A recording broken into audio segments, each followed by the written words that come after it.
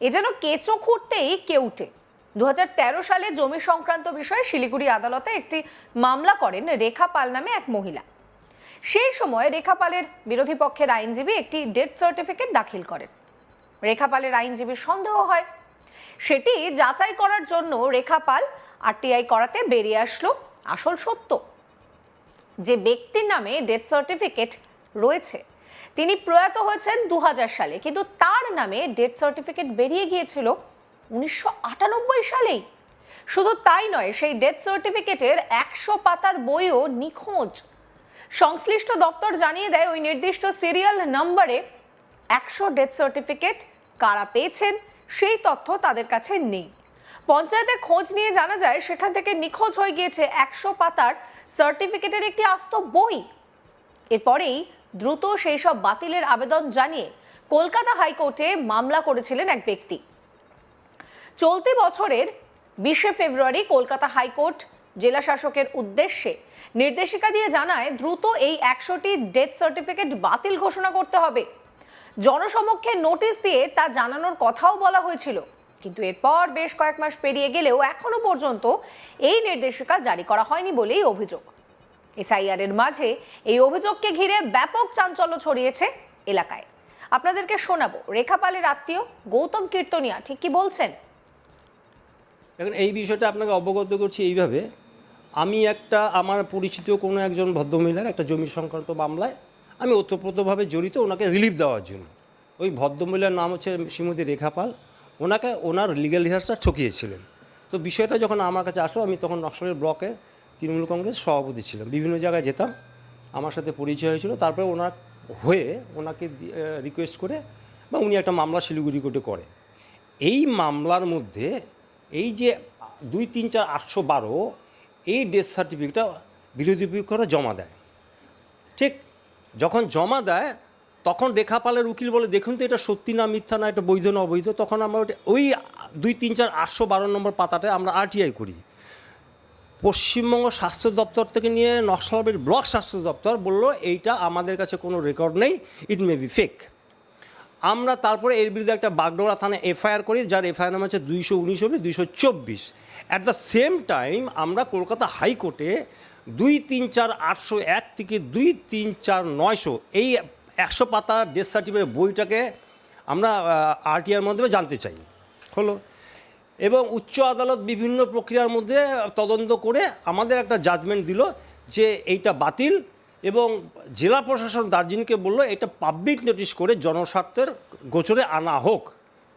অদ্যাবধি জেলা প্রশাসনের পক্ষ থেকে এটা পাবলিক নোটিশ হয়নি। ফলত যেই জিনিসটা দাঁড়ালো, এখন একটা এসআইআর প্রক্রিয়া চলছে।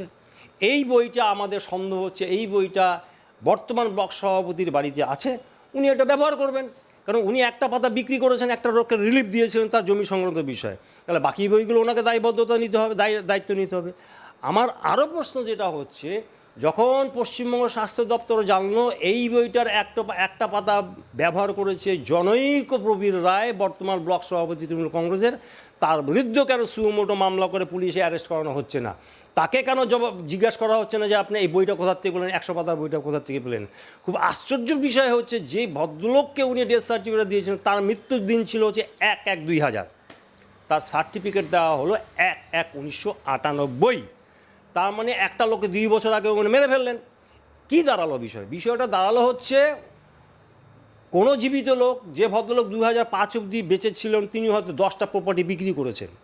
তাকে বলে ঠিক আছে আপনার প্রপার্টি বিক্রি করেছেন, ওটাকে আমি ডিসপুটেড করে দিচ্ছি। উনি বাড়িতে বসে একটা ডেথ সার্টিফিকেট দিয়ে দেবে যে এই ভদ্রলোক 1998 সালে মারা গেছে। তার মানে 98 থেকে 2005 অবধি 7 বছর উনি যে প্রপার্টিগুলো বিক্রি করেছিল সেগুলো ফেক হয়ে গেল।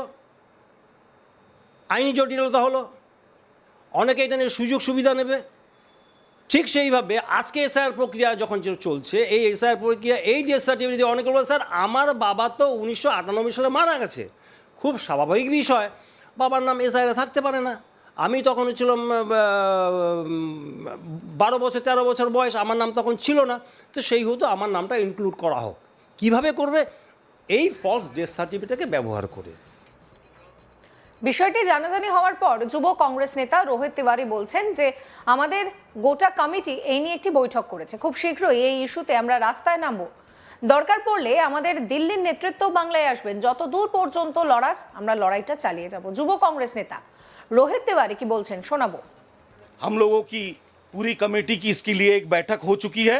बहुत जल्दी इस मुद्दा पे हम लोग रास्ते में उतरने वाले हैं और ज़रूरत पड़ेगा तो हमारी दिल्ली लीडरशिप भी बंगाल में आएगी और हर एक पहलू पर हम लोग नज़र देंगे और इसके लिए जहाँ तक हो हम इसकी लड़ाई लड़ेंगे।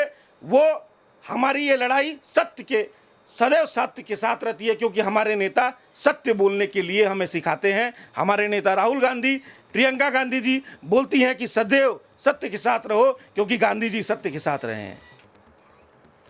এই নিয়ে আমার কলিগ উৎপল পোদ্দার একটি রিপোর্ট দিয়েছেন, সেই রিপোর্ট রইল আপনাদের জন্য। এ যেন অনেকটাই কেঁচো খুঁড়তে কেউটে। শিলিগুড়ি আদালতে মামলা চলছিল জমি সংক্রান্ত বিষয়ে। সেই সময় একটি ডেথ সার্টিফিকেট জমা দেয় যাদের নামে মামলা চলছিল তারা। আরটিআই করে জানা যায় সেটা সম্পূর্ণই ভুল এবং ভুয়ো।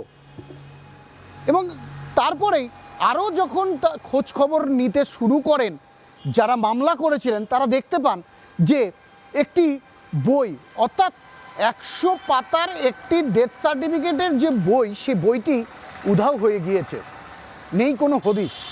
এবং যে নাম্বারে ডেথ সার্টিফিকেটটি ইস্যু করা হয়েছিল তা বিক্রি হয়ে গিয়েছিল অনেক টাকা মূল্য দিয়ে, এমনটাই অভিযোগ করছেন তারা।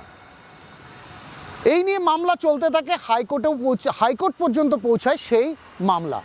এবং হাইকোর্টের থেকে বারবার নোটিফিকেশন করা এবং নির্দেশ দেওয়া সত্ত্বেও এখনও পর্যন্ত প্রশাসনের পক্ষ থেকে এই 100 পাতার ডেথ সার্টিফিকেটের যে বইটি কোথায় গেল বা জনসাধারণকে সচেতন করার জন্য কোনো রকমের কোনো প্রক্রিয়া গ্রহণ না করায় ক্ষিপ্ত হয়ে রয়েছেন বাগডোগরার বাসিন্দা। গৌতম কীর্তনিয়া জানান তিনি তার এক আত্মীয়ার জমি সংক্রান্ত বিষয়ে মামলা করেছিলেন এবং সেই মামলাতেই যখন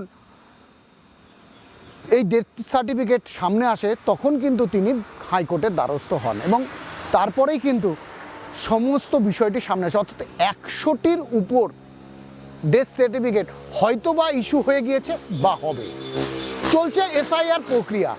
সেই এসআইআর প্রক্রিয়াতে যে চড়া দামে কেউ সেই পাতা কিনে নিয়ে ব্যবহার করছে না তারকে হদিশ রেখেছে।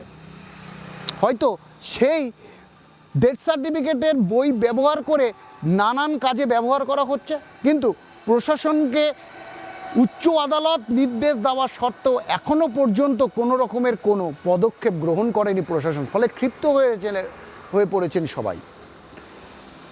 এই সমস্ত বিষয়টি সামনে আসতেও এখনও পর্যন্ত কিন্তু প্রশাসনের পক্ষ থেকে কোনো পদক্ষেপ গ্রহণ করা হয়নি বলে জানালেন গৌতম কীর্তনিয়া। এই ভিডিও সম্পর্কে আপনাদের মতামত জানাবেন। সমস্ত খবরের আপডেটের জন্য চ্যানেলটিকে সাবস্ক্রাইব করতে ভুলবেন না।